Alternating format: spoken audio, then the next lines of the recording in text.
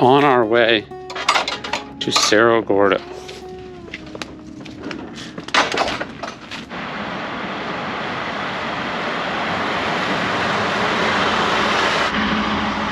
Hey, loser.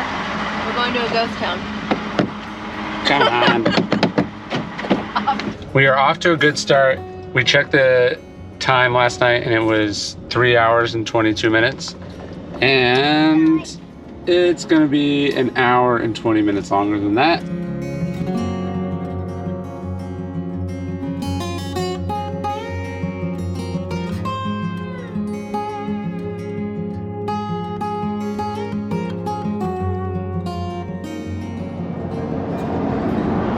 That's the exit for Sam's house that she grew up in.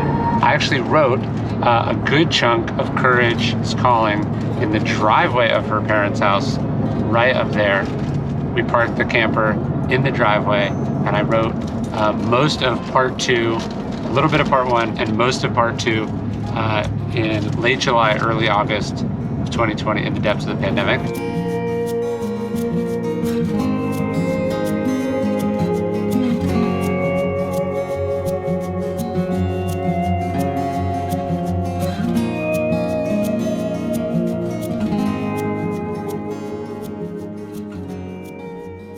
So we are here. We are about to make the 7-mile drive up to the top of Cerro Gordo. We're at about 4,000 feet right now.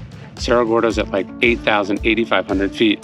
So it's gonna be quite a drive. We do have a 4-wheel drive. We were told you have to turn off your air conditioning so your car doesn't overheat. You have to take it very, very slow. We're gonna take it very seriously.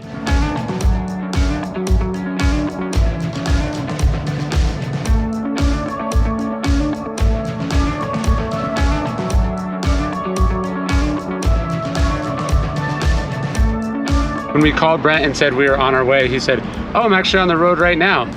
And I said, "In your car?" And he said, "No, I'm in a backhoe."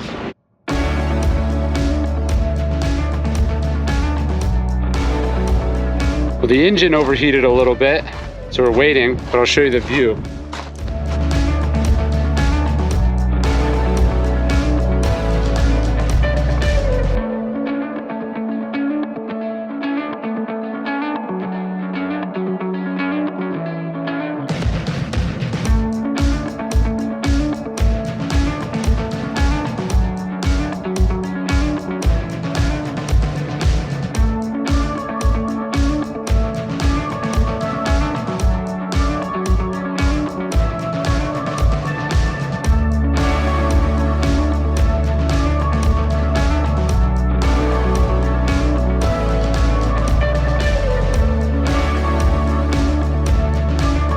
I think one of the greatest feelings in the world is when someone you helped is successful, when you get to watch someone sort of grow and flourish and do cool stuff.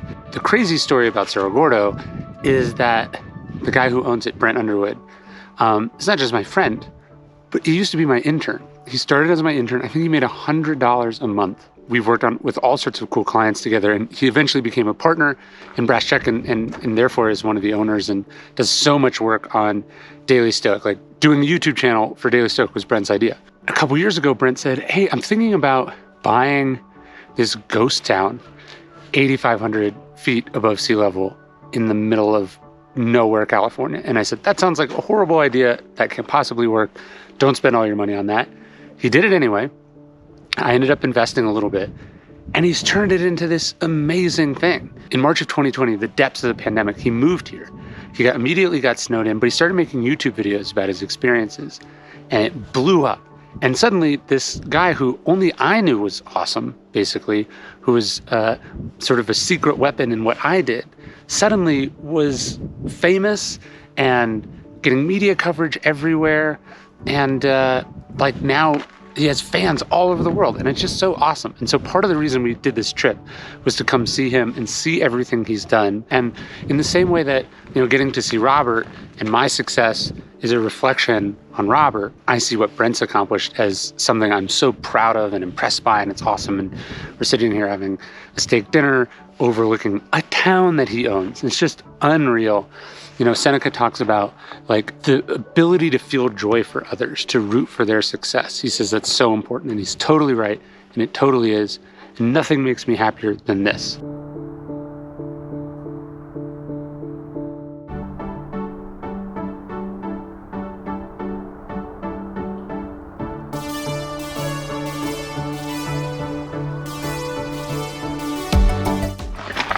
This smells like a bunch of cow shit.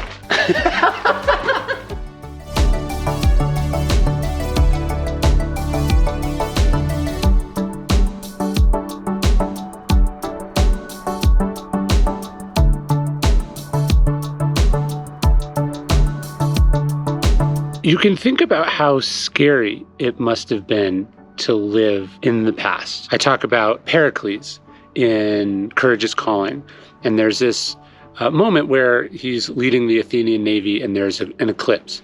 Just imagine suddenly the sun disappears in the middle of the day and you have no idea what such a thing is or that it was coming. He talks about thunder too. Again, imagine this horrible noise is coming from the clouds and you don't know the source. I'm often sobered by just thinking of the incredible courage and belief in their own agency that people in the past had, that they kept going, that they pushed through. Imagine how dark the night was. And so you look at this town, you look at this place, and you think of what it was like when they came here. You think about what it was like at night. You think about what it was like during a snowstorm. You think about what it was like when there were fires and how defenseless they were against all these things. And yet they didn't let that keep them down. They pushed through. They did what they thought they needed to do. They're not that different than you. And you should be able to apply that energy to considerably less scary scenarios that you face today.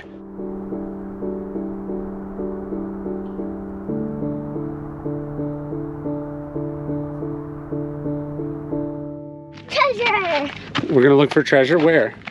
In hole. In the ground? Not mine, hole. Brent has agreed to take us treasure hunting in one of the spots where there used to be a building, but then a fire took it down almost exactly a year ago. And we're gonna look at what was buried underneath it and also sift through some of the wreckage from the fire. We have a metal detector and two very eager kids and a backhoe. This originally was the Crapo house, and the guy that lived here murdered somebody and had to go on the run, and his house burned down last year. So what we're gonna try to find is things he left behind. Ooh. And I'm hoping that he dropped treasure. No, he dropped some of next to us in the front or the back or the...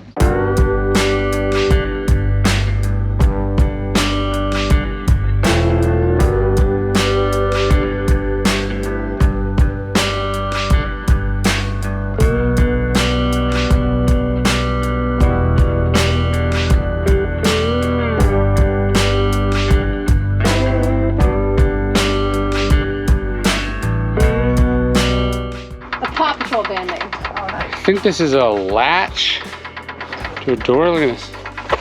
Yeah, it's pretty sweet. We gotta put it on something again, you know, Oh, that would be cool. to reuse it.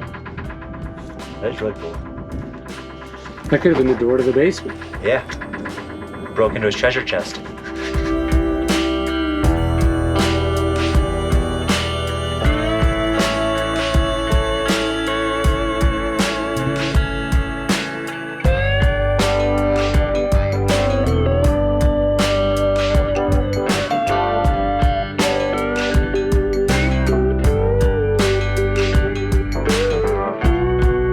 Last day in Cerro Gordo before we head back to Texas. Went for a beautiful walk, and now I'm gonna go for a quick run, and we have to pack up the camper and get the hell out of here.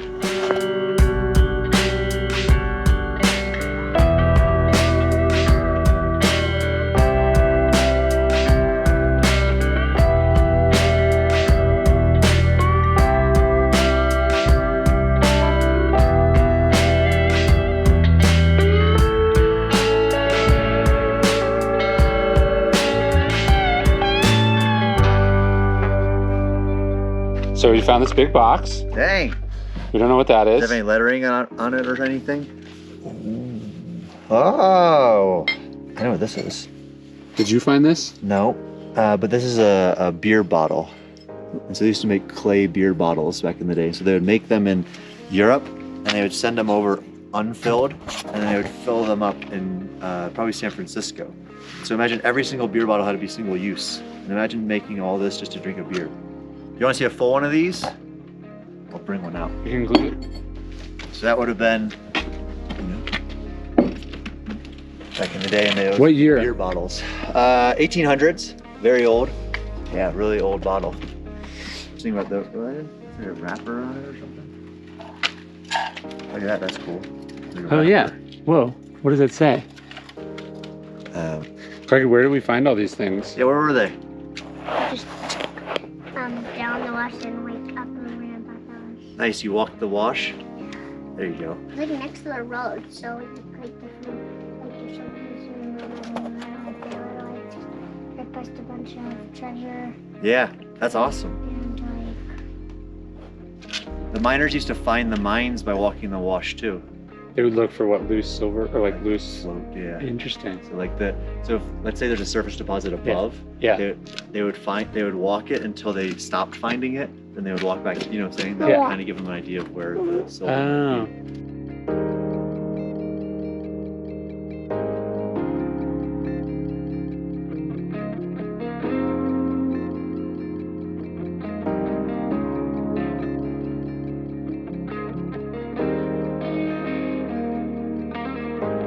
One of the stories I tell in the book is about Florence Nightingale, which is actually right around the period of this town coming into existence. But I think, she gets this call at like 16 years old. She's like, I'm meant to do something special with my life. And then she ignores it. Yeah. And then she starts to be drawn towards nursing, but her parents are like, that's like low class, that's dangerous. She wasn't actually scared of like being in battle, right? Like she wasn't scared of like life or death or disease. Right. She was scared of like what her parents and her parents' friends would think. Right. And I think part of like a place like this is like, you have to go like, I'm willing to like be seen as not just crazy, but like reckless and stupid. And like, you have to be willing to sort of brave all of that to come, not just historically, but also you to be like, I'm going to spend my life savings on a ghost town. Well, yeah, and I think if you answer that calling like she did, and you can do it somewhat successfully, you will impact more people than you ever would have playing it safe. Meaning, like, if you would have never written a book, yeah, we would have never been making this video. People watching it would never have gotten the benefit of your books. It's actually more dangerous to play it safe because Exactly. you're not able to think of all the things you're not gaining. Yeah. Also, to do anything, right? Like to come up here, to write your first book, to put up your first video. Like, to me, one of the things that I think requires an underrated amount of courage is to like start something new, not because it's scary or different, but because you invariably will suck at it. Mm. So like you have to be comfortable like being in that intermediate, messy, like hasn't come together yet phase. Right. Do you know what I mean? Yeah, of course. I mean, with me, it's the videos. Like, I want every video to be perfect and better than the last week. But at the same time, like, if that prevents me from putting out videos, you never get anywhere you're going to go.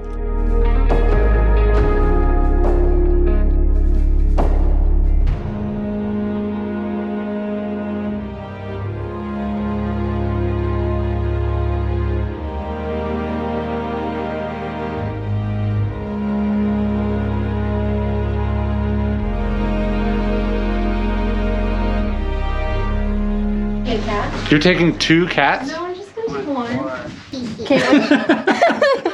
Okay, Which one are you picking? But them. Okay, guys, we gotta That's make a 3 decision. cats. That's too many cats. Sorry, Gordo.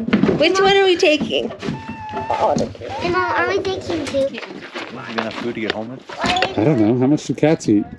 About a can each. You're going to get home in a day and a half? 2 days? Yeah. Might be. So you just found kitty litter? Or are those rocks? Well, one and the same. It's not true. Tomato, tomato.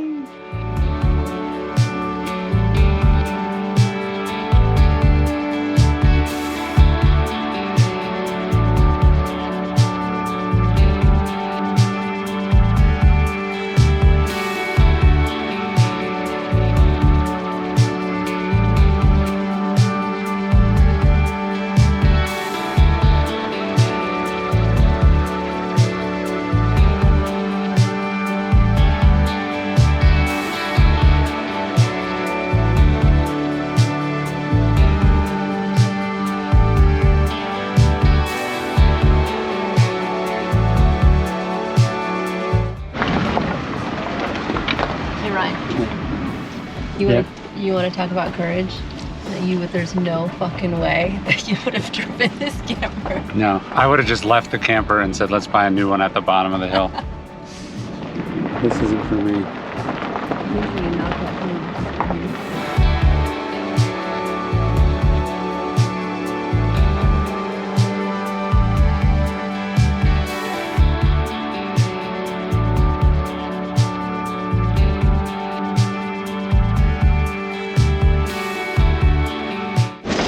Just ran into a fan at an Air Force base, at a gas station next to an Air Force base in the middle of southern Nevada.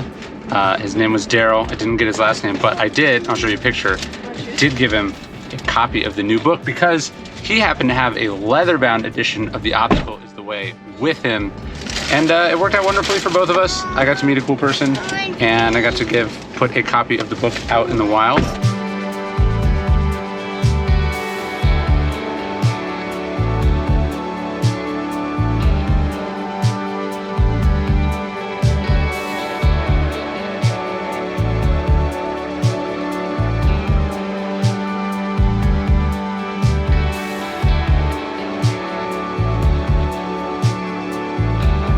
Marcus Aurelius talks about the way that bread splits open. He says it's not part of the baker's art, but it's beautiful nonetheless. So you see this massive industrial innovation, this beautiful piece of technology. What I think is interesting, you see the water line? See how it stains it? Obviously that's not intentional, it's not part of the engineer's art, but it is a beautiful accidental byproduct. Obviously, the purpose of the Hoover Dam is electricity and recreation and a bunch of other things. But Stoics say we should take a minute to note the inadvertence, the accidental byproducts of it that are beautiful nevertheless. And that's what we stopped to see here at the Hoover Dam.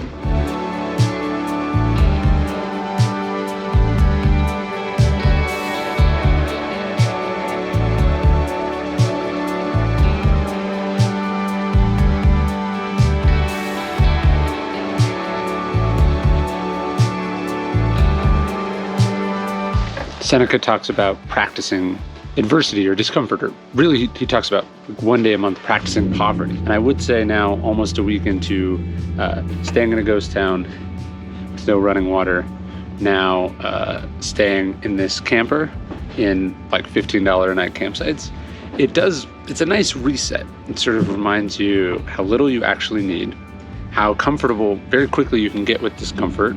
I think the point of the exercise for Seneca was that when you get comfortable going without it, then you don't fear losing it, right? It's about getting to a place where you're just good. When the Stoics talk about being indifferent, that means if you're in a 5-star resort or staying in an RV park, right? Whether you have a warm shower or you have a cold shower, right? You don't care either way. You're perfectly fine with both.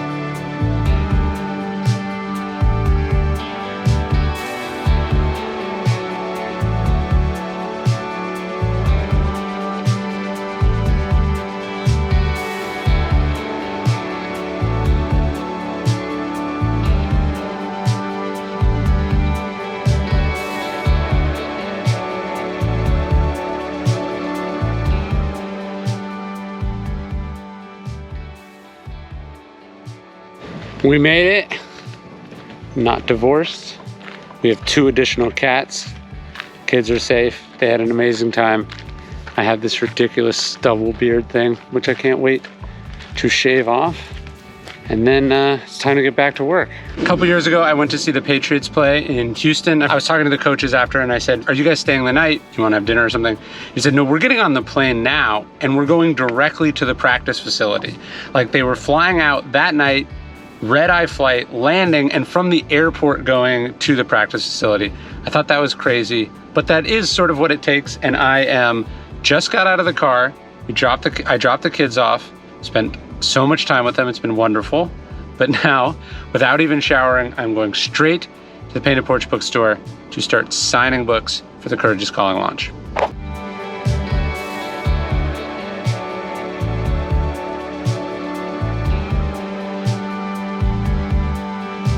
If you want to learn more about Stoic philosophy, totally for free, you can sign up for our Daily Stoic email. It's one free email every morning, the best of Stoic wisdom, dailystoic.com/email.